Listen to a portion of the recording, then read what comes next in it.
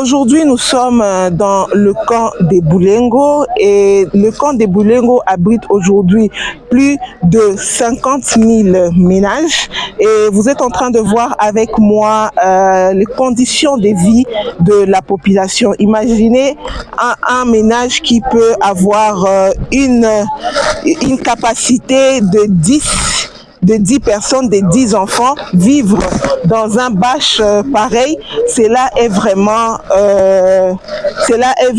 écœurant parce que les conditions de vie sont vraiment écœurantes. Imaginez cette famille, c'est une famille qui était chez eux, ils vivaient dans leur champ, ils pouvaient bien manger, mais regardez les petits haricots que eux tous, ils sont en nombre de 6, que eux tous vont partager aujourd'hui.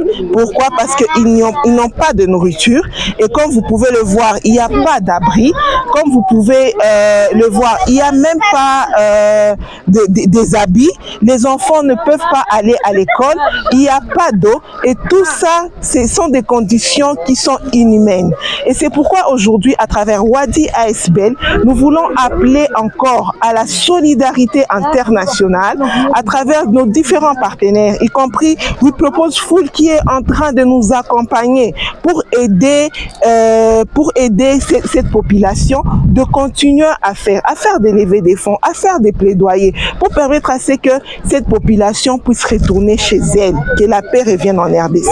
Mais en attendant que cette paix revienne, la population elle a besoin de la nourriture, elle a besoin d'eau, elle a besoin de manger, les enfants ont besoin de l'éducation, les femmes ont besoin des kits de dignité, elles ont besoin de porter, et donc tout ça demande une solidarité internationale. Aujourd'hui, nous sommes en train de commémorer les âmes de nos compatriotes qui sont morts depuis la guerre à cause de cette guerre qui nous a été imposée, à cause de nos ressources, mais aussi nous sommes de cœur avec cette population, avec nos compatriotes qui sont en train de vivre dans des conditions comme ça.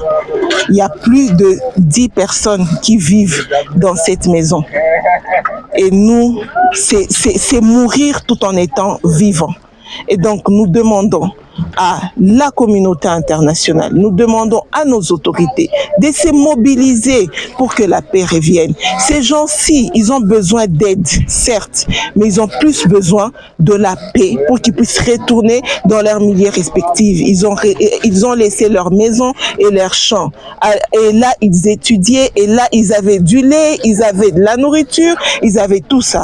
Et donc, chères autorités, chers responsables de la communauté internationale, s'il vous plaît, nous pleurons. C'est avec les larmes dans mon cœur que je suis en train de demander à ce que vous puissiez vous impliquer pour que la paix revienne et que les gens puissent retourner dans leurs milieux respectifs. Le Congo a besoin de la paix.